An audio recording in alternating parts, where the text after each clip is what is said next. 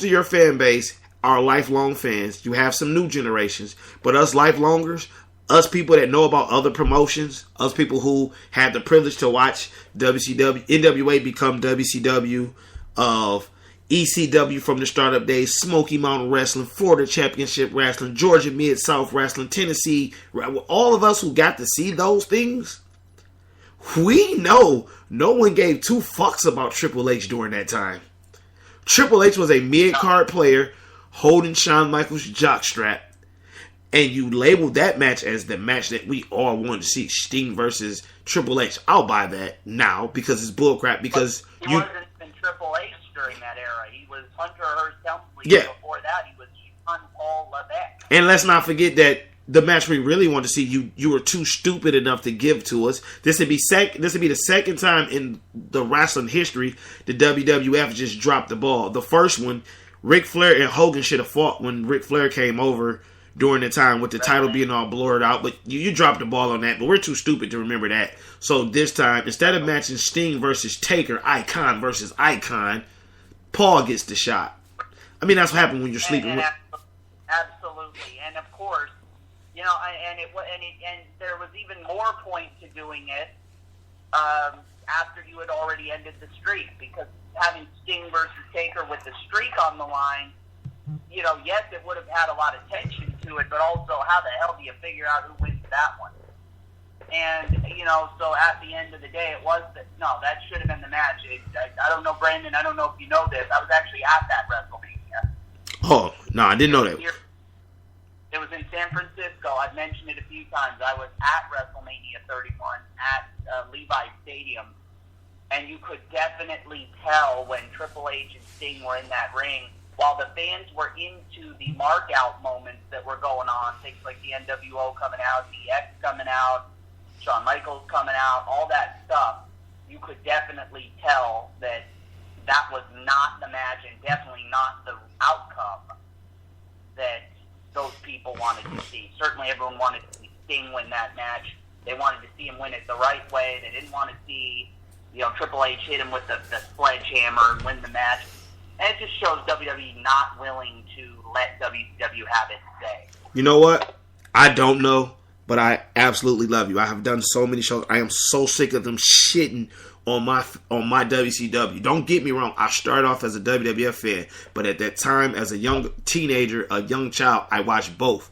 So I respect both. I am so sick of WWF. Every time they do a documentary on WCW, you got to always bring up how they fell apart, how you won. We get it. You won the war. Stop shitting on us. You brought Sting back to the WWF to fuck him. You hyped him up and you fucked him. You fucked him with Triple H of all people. First, and the streak thing, you're talking bad business. The streak is the selling point of WrestleMania. You in the streak. I don't give a fuck if Undertaker come back this year and fight at WrestleMania. What is he wrestling for? He wrestled once a year. The last time we let somebody show up once a year, we lost CM Punk. We don't need it. But to get back to what we were talking, because it gets hot in the critter den when it comes to wrestling. It gets hot with me. Yes, it does. How do you not have Cesaro versus John Cena for a match of the year? How do you not have Neville versus John Cena? How do you not have Neville for John Cena for a match of the year? How about Neville versus Seth Rollins for the title at a Raw again here in California that I was at the actual week right after Roddy Piper passes away, God bless him. And you know, they had an absolute great match that you actually believed. Amazingly enough, there was actually the ability in that crowd to suspend your disbelief, even though everybody in the crowd knew that they were not putting the belt on Neville. They actually made it look like they might. There was actually a palpable, noticeable gas in the crowd when Rollins' foot went over the bottom rope. I mean, you actually, for 1 second, believe, holy crap, Neville is about to be the WWE champion. Oh, never mind, his foot was on the rope. It was an amazing, amazing match. That should have been there. That one, I mean, you can go on and on with, like, personally, I did not think going into, I don't remember the pay-per-view. My brain's kind of cloudy, but it was Cena, Seth, and Brock. Which pay-per-view was that? That was last year's Royal Rumble. Going into that triple threat match, I say, because I call it dancing, I did not think that was a good group to tangle. Those three different styles.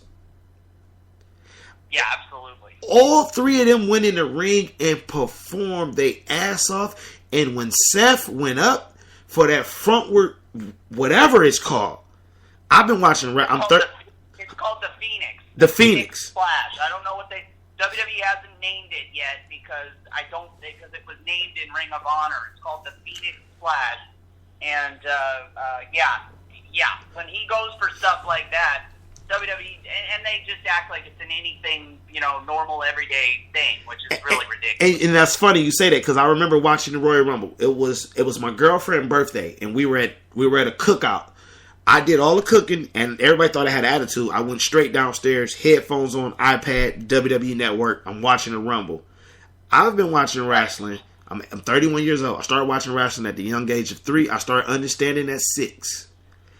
That Phoenix Splash got me to jump straight the fuck up out of my seat.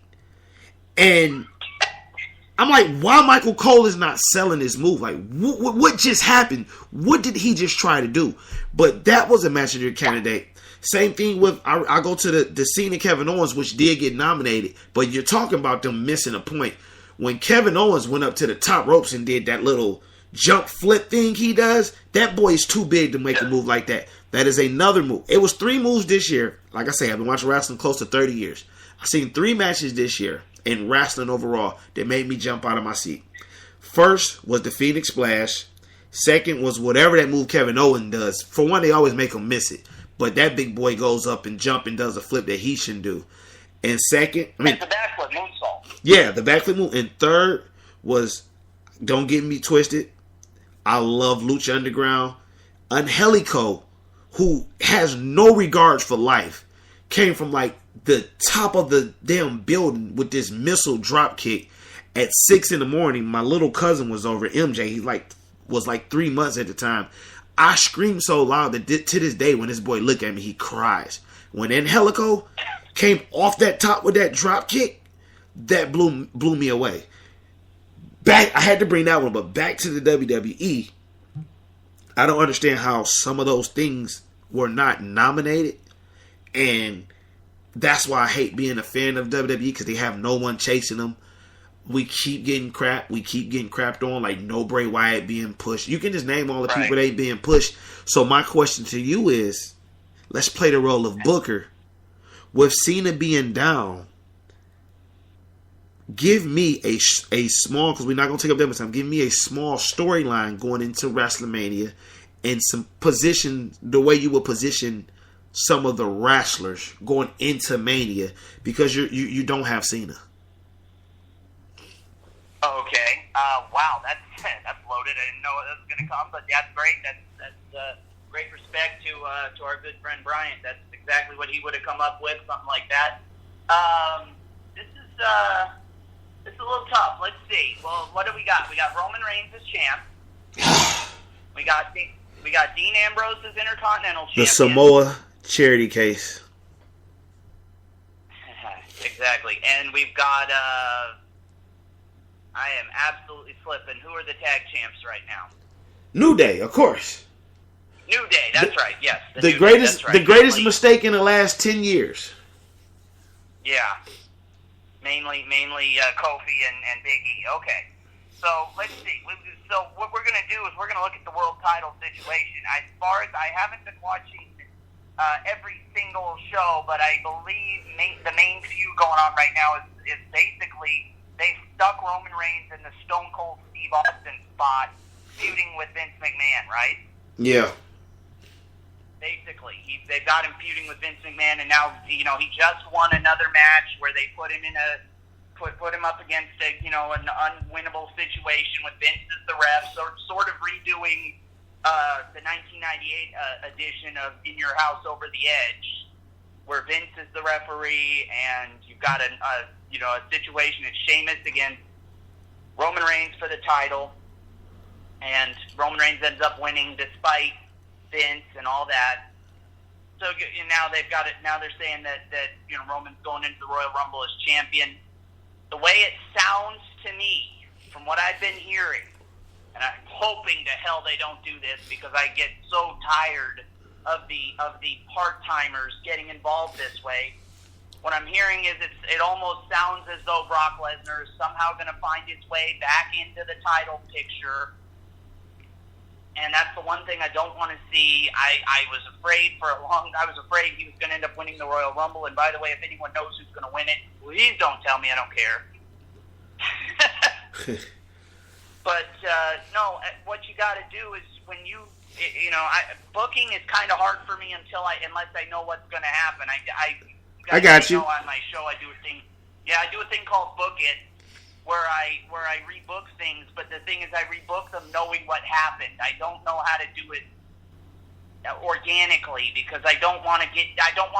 Part of my show is I try not to tell people that have been inside the business and what they should be doing. I got you. As far as I'm concerned, it's not no fault of yours, but I don't see. I have a problem with the current fan stylings where they sit around and say, "Oh, he should do this," or "This guy should have won the Royal Rumble," or "This guy should have gone here," or "This guy should have done this." And I sit there and I say, "How do you know what they've been planning for 7 months? How do you know how they've been working this out?" And, unfortunately, they've had a few curveballs thrown at them. So they're doing the best they can on the fly. They didn't expect Rollins was going to tear his knee. They didn't expect Cena was going to hurt his shoulder. They didn't expect all this. They certainly, out of nowhere, Roman Reigns went from being public enemy number one to being a guy that people actually are enjoying and having fun with. So you got to work, towards that. As far as who's going to win the Royal Rumble, this is the first Royal Rumble in 4 years I actually look at and go, I have no idea who's going to win. You actually it really feels like you have no idea who's going to win. You have the addition of half of the Bullet Club just being signed, so you don't know. That's what I heard. Yeah. You don't know if AJ's going to make an appearance. Right. Vince McMahon threw a wrench out where the winner of the Royal Rumble is actually the champion. So now you're scared because you're wondering if Roman wins, that makes him the first time they done back-to-back champions in forever. You have going into WrestleMania, as of right now, you have no John Cena. You have no Seth Rollins. Those are two of your biggest players right there. Randy Orton has not recovered from his rotator cuff surgery. The rumor is you go ahead. No, go ahead. The rumor is go ahead. You bring Daniel Bryan back, but bringing Daniel Bryan back right now is so risky because as me and my guy Brian of Loveless were talking, you brought Daniel Bryan back last year. He did this big thing about making Intercontinental a notable title, an honorable title again, only contesting for it on SmackDown. Then he got hurt. You bring Daniel Bryan back and you put him on the road, even if he's just doing SmackDown and Raw. The guy is so fragile right now. If he gets hurt anytime between Royal Rumble and WrestleMania, you have to scrap him. I think you leave him on the shelf because you don't want to bring him back to the scene and he hurts himself again and you find yourself scrapping. Cesaro is still out. Cesaro possibly can return at the Rumble, but he is still injured as well. You have so many major players' bodies that are out. You're pretty much left with what to do. That's why we actually seen on Monday Night Raw a spot with Heath Slater, Bo Dallas, Curtis Axel. I didn't even know Curtis Axel still had a job. Yeah. Because we're hurting. And then we're not even using some of the other talents. So it's kind of like going right now as a wrestling fan. I will say this. I have never been scared going into the Royal Rumble.